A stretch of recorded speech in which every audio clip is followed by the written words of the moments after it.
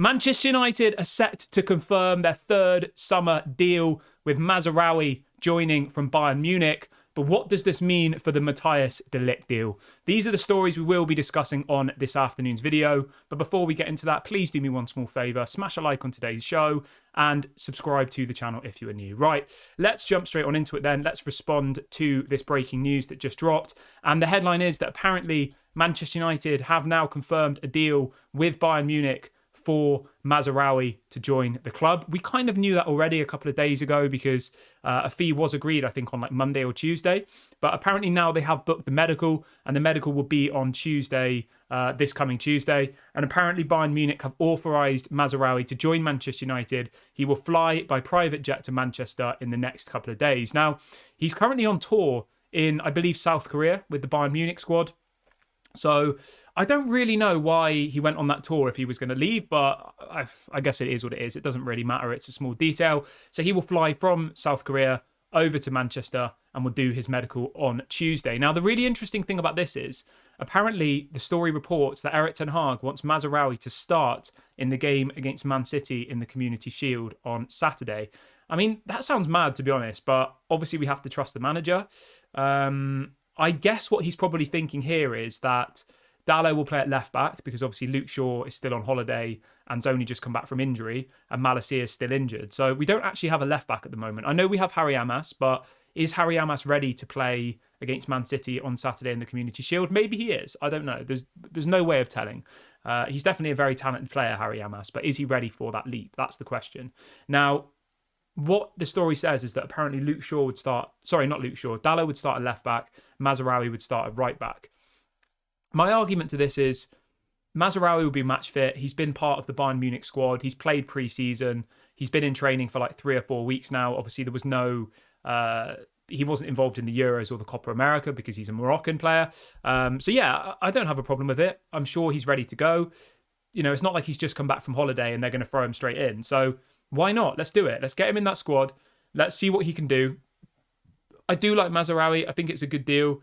But yeah, we'll have to wait and see how he gets on at Manchester United. Obviously, some of the stories coming out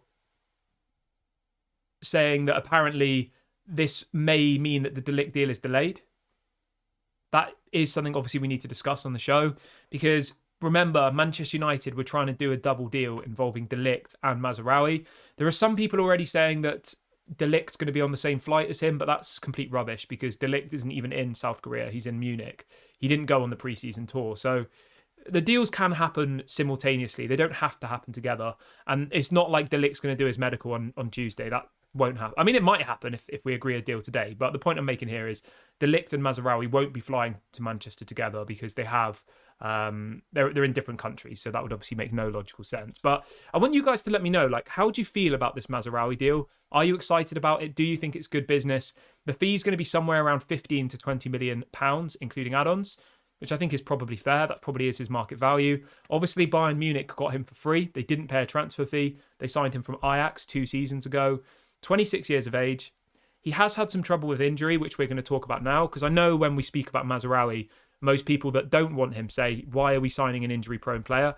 And I don't know, I feel like the term injury-prone is thrown around quite a lot these days. He missed 5 games last season. Sorry, he missed more than 5 games. He missed 19 games through injury last season, which is, let's be honest, quite a lot. He missed 12 games through injury the season before, and then 11 the season before that. So, I mean, it's not a terrible injury record, but it's obviously not the best. If you compare that with Wan-Bissaka, because realistically, that's who is replacing Wan-Bissaka. Wan-Bissaka missed 21 games through injury last season, so 2 more than Mazraoui. The season before that, he missed 8, 4 less than Mazraoui. And then the season before that, he missed 4, 7 less than Mazraoui. So if you look over a 3-year period, right, Aaron Wan-Bissaka has missed 33 games through injury across a 3-year period. So that's on average 11 games a season. Whereas Mazraoui has missed about 42. So what's that? 14 games a season. So there's not a massive difference there. And to throw the term injury prone at him is maybe a little bit unfair, because would you say that Wan-Bissaka's injury prone? He's missed 2 games less per season on average over the last 3 years than Mazraoui. And I've never heard anybody say Wan-Bissaka's injury prone. You know, injuries I only think someone's injury prone if it's the same problem that keeps coming back. And looking at Mazraoui's injury record, which I have in front of me right now, it's always different things. It's like muscle injuries, minor knock, thigh problem, ill. Like, you know, it's different things. So I don't think we can call him injury prone, to be honest. But obviously, if you think he is, that's fine. Wages wise, apparently it's going to be somewhere around £100,000 a week, which is about what he's on at Bayern Munich, which again, I think is probably fair. He's not going to move to Manchester United and earn less. Like, why would he do that? And Wan-Bissaka's on about 100,000 a week as well. So it kind of levels out. You know, you sell one player to hopefully West Ham or Inter Milan, and then you replace him with Mazraoui. You know, it makes a lot of sense there. But let's move over to Matthias de Ligt then, because there are some people saying that this means that the de Ligt deal's done as well. But as far as I'm hearing and as far as I'm reading this morning, the de Ligt deal still has quite a lot of work to do on it. Obviously, Bayern Munich have this 50 million euros asking price. They're getting the money they want for Mazraoui, okay?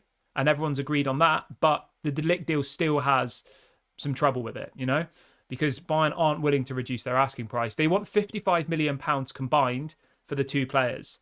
Mazraoui is about 20 million and de Ligt is about 35, which I think is actually all right, to be honest. When you look at it like that, you're getting a right back and a centre back for £55 million. If you flip that on its head, we could get Branthwaite for £80 million, you know? So we're getting two players for 25 million less than what Branthwaite would cost. So I think overall it's a good bit of business and I'm happy with this deal. I think, you know, we have to get players that Erik ten Hag wants and trusts. If Erik ten Hag gets sacked, obviously then maybe you have questions to be asked. But as it stands at the moment, Erik ten Hag's got a 3-year contract and I want him to have all of the tools that he needs in order to succeed. And I think that Ineos are trying to do that. We know he wants Xerxes. We know he wanted Lenny Yoro. Obviously, he wanted de Ligt and Mazraoui. So far, Manchester United are getting all of their number one targets. We know that Lenny Yoro was the number one target. We know that Xerxes was the number one target. And we know that de Ligt was one of 3 targets, which was Lenny Yoro, Branthwaite and de Ligt. And Mazraoui, by the looks of it, is the number one target. We've not been linked to any other right backs. So I'm happy, you know, I'm happy that Erik ten Hag's getting what he wanted. I want to talk a little bit about Aaron Wan-Bissaka really, really quickly. Because the news this morning coming up from Florian Plettenberg is that West Ham are now pushing to finalise the signing of Aaron Wan-Bissaka. It says they are confident that the deal will be done and announced in the next couple of days. So there you go. As I said a couple of minutes ago, Erik ten Hag wants Mazraoui to be available for the game against Man City a week today. Obviously, that would mean that Wan-Bissaka will probably leave before that. Mazraoui will come in and he will start at right back and Dalot will start at left back, which I'm excited about. You know, I'm excited about new signings. I'm excited to see what Mazraoui can do. And I think overall he will be a good signing for Manchester United. And I'm pretty happy about it. You know, it's not like a world-class signing, but for 15, 20 million pounds, I don't think we can really complain. You're getting rid of Wan-Bissaka, who's got 1 year left of his contract and is surplus to requirements. You're letting him go to West Ham for about 15, 20 million. And then you're bringing in Mazraoui, who's the same age, on the same wages, and probably a more balanced player if you actually analyse Mazraoui's game. He's good going forward and he's good defensively, whereas Wan-Bissaka is world-class defensively but limited going forward. So hopefully it works out. You know, I want nothing more than Erik ten Hag's big signings to do well. I want nothing more than us to win trophies next season. And if Mazraoui can help us do that, I will be a very, very happy man. But I want you to get in the comment section and let me know your thoughts on all of this. How do you feel about Mazraoui? Do you think he's better than Wan-Bissaka? Let me know below. I'm going to wrap the video up here. I will be back at 6 o'clock for a longer live show. If anything breaks, I will go live as well. Thank you very much for watching. This has been Daily Red Devil. Have a lovely day, everybody, and I'll speak to you all on the next one. Bye for now.